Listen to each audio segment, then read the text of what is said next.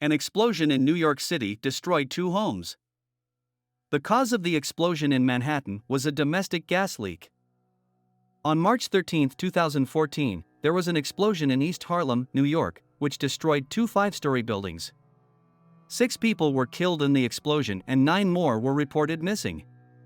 Firefighters have been sorting through the rubble, searching for survivors. Before you watch this video, I'm going to ask you to support my channel with a thumbs up. It won't cost you anything, but it means a lot to me and my channel. Thank you. It is known that one of the dead was a public safety officer at Hunter College. The institution posted an announcement on its website. "We are sad to report that we have lost a member of our extended Hunter College family in the explosion that destroyed 2 buildings in East Harlem." Sergeant Griselda Camacho, a public safety officer since 2008 who had been doing social work at the Silberman School, died in the explosion. The identities of the others who died are not yet known. As recently as this morning, 4 deaths had been reported. But the Associated Press later reported 6. As the agency was told by the Fire Department of New York, about 3 a.m. local time, the body of an unidentified man was pulled out from under the rubble, and half an hour later the body of a woman was found.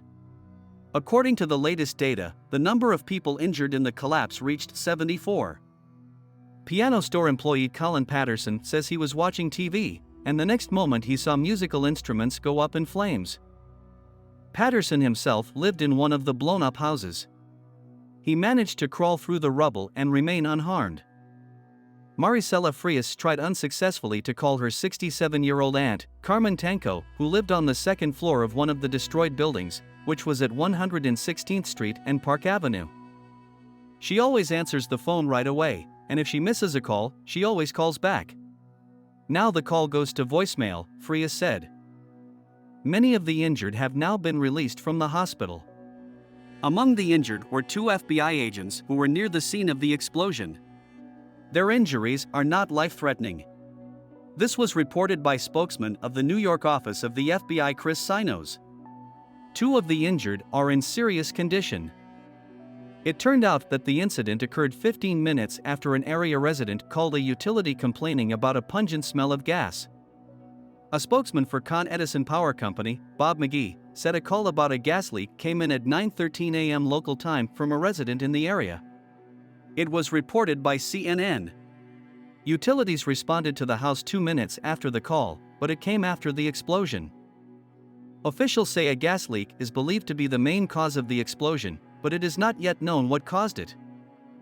A routine check of the gas equipment in one of the buildings was carried out on February 28, but no faults were found.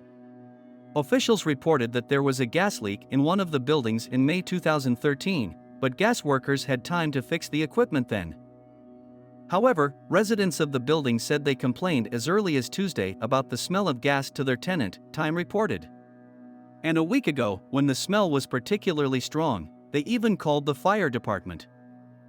On Tuesday, the smell of gas was particularly strong, Jennifer Salas tells the New York Times.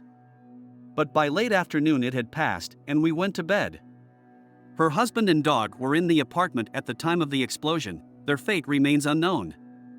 It is known that in 2008, the owners of the neighboring collapsed building were fined because of vertical cracks in the back of the building. Numerous violations were recorded in one of the buildings, including no smoke detectors, blocked fire escape ladders, and faulty electrical wiring. The National Transportation Safety Board, which investigates such explosions, sent its investigators to the scene of the explosion. Passenger service on the Metro North line was halted due to the blockage by debris in the buildings. Passage was restored after the debris was removed, but trains passed at a reduced speed near the site of the explosion. This is a terrible tragedy made worse by the fact that we could not save people in time. We will make every effort to locate each person.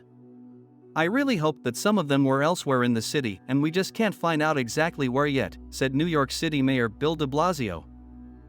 In the 1950s, the section of East Harlem where the 2 destroyed houses stood became a home for many Puerto Ricans. It even became known as Spanish Harlem. In the 1990s, however, immigrants began to move to other neighborhoods. And gentrification began in East Harlem, with bars and restaurants replacing the many shops. I thank you for watching. Your support is very important to me. Your comments and thumbs up motivate me to release new videos on interesting topics. Subscribe and turn on notifications. See you in the new videos.